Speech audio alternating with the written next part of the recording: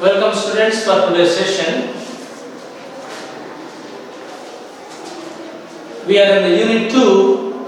The first lesson what we learned is C.V. Raman, the Pride of India. And the B reading we studied is Its Change, the poem.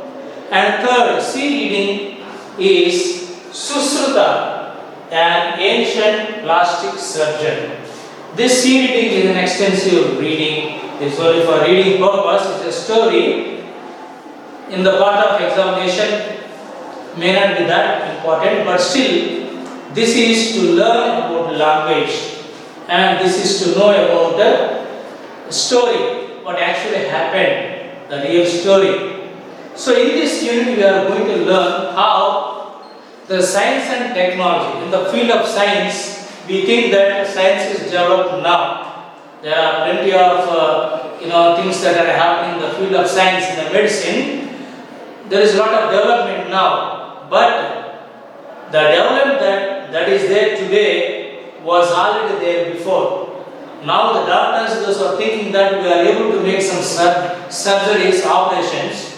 Even those days, without any proper equipment, the people had done this kind of surgeries and operations, and one of them was Susruta. Okay, now we are going to learn today about Susruta. Let me read this lesson for you and explain line by line. Well, let us start. Susruta, an ancient plastic surgeon. It was midnight when Susruta was awakened by a frantic knocking at the door. "Who is there? Who is out there?" asked the aged doctor, taking a lighted torch from its socket in the wall and approaching the door. So when in the middle of the night one day somebody was knocking at the door continuously, and the doctor inside sleeping heard it and immediately asked, "Who is there out? Who is out there?" And then he took the torch and then started coming towards the door. Then what happened? "I am a traveler, my revered Susruta," was the ambushed reply. So, with a fear in his voice and an anxiety in his voice, a kind of tension in his voice, he said, "My dear Susruta, I am a traveler." This is the voice I heard from outside. "A tragedy has befallen me. I need your help." Now look at the word befallen. It's occurred, happened. What the tragedy, sad incident. Okay? There is the word revered means respected.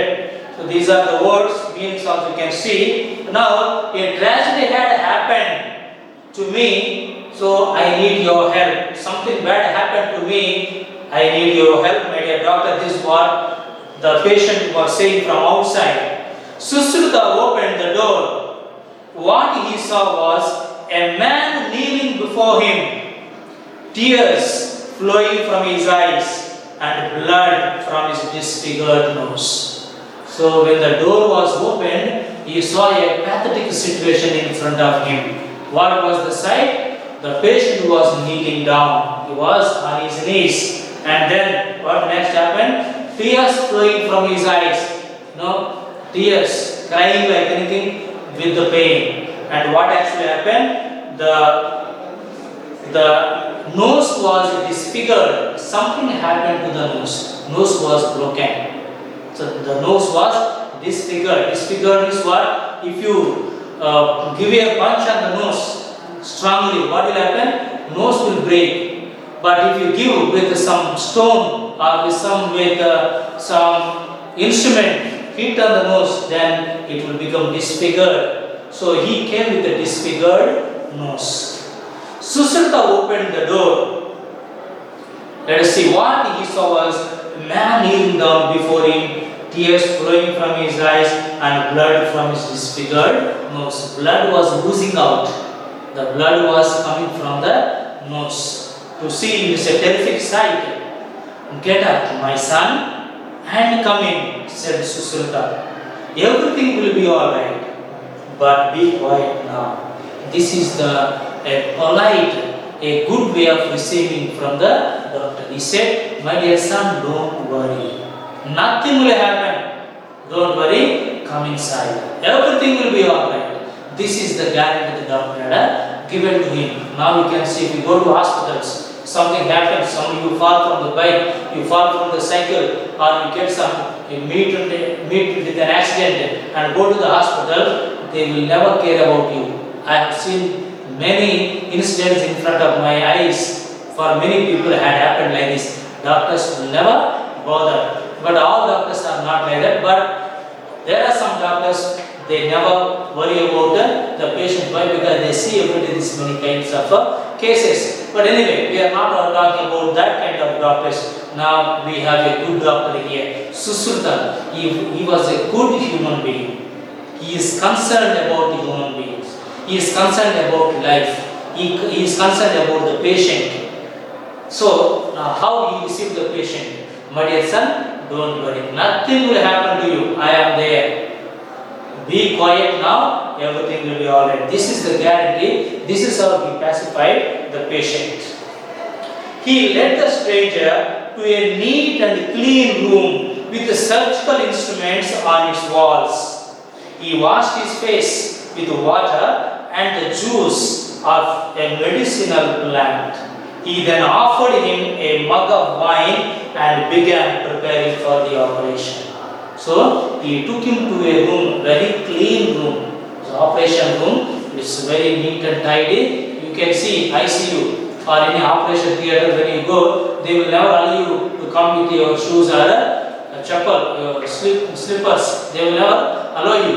You have to remove, and they will give you some shoes and you have to enter. So that kind of room, they will not allow you as you are. So here, he has taken him to a fresh room, a very neat and tidy room, and what he has done, he washed his face with water and with the medicinal juice from medicinal plant. So he used plant and he took out the juice from the plant, and then he washed the face and the nose, and then he offered a mug of wine. Wine means not maybe that is sold in the wines these days, but the wine must be a grape wine, a wine that is made from the grapes. So this wine has been given to the patient. He gave a mug of wine, and he took that wine. That is how he prepared him for the operation, for the surgery. So you may ask me, why doctor has provided wine for him? Why? Because you see, these days anesthesia is there. To take for a person for an operation, they give you anesthesia, and when they cut, they don't feel anything. But here, the mug of wine will serve him as an anesthesia. Why? Because it is an alcohol. When you drink too much of wine, you may fall asleep. You go into a deep sleep. You don't know what will happen. What is happening to you, you may not know. You can see sometimes drunkards on the roadside. I have seen sometimes while I was going by bike, on the road, even our own town, Sangareddy, near the vines, people drink too much of alcohol and then they fall. I saw many people falling down on the road and then breaking the heads. You see, they don't know what is happening when they drink that wine. They feel unconscious. What is happening to them, they don't feel anything for them. That's why even the village side also, the people drunk and get quarrel with others. Either they beat others or they are beaten by others. That's why with the drunken people we should not talk, and we should not make a good conversation, make a long conversation with them. What they will do, we don't know. So here a mug of wine is offered him in order to get intoxicated, get anesthesia. They feel asleep and they feel numbness in their body. That's why the doctor had offered him a mug of wine. Let us see what actually happened after that. With a large leaf of a creeper brought from the garden, he measured the size of the stranger's nose. Taking a knife and the forceps from the wall, he held them over a flame and cut a strip of flesh from the stranger's cheek. The man moaned, but the wine had numbed his senses. So what actually he did, he went out and brought a long leaf.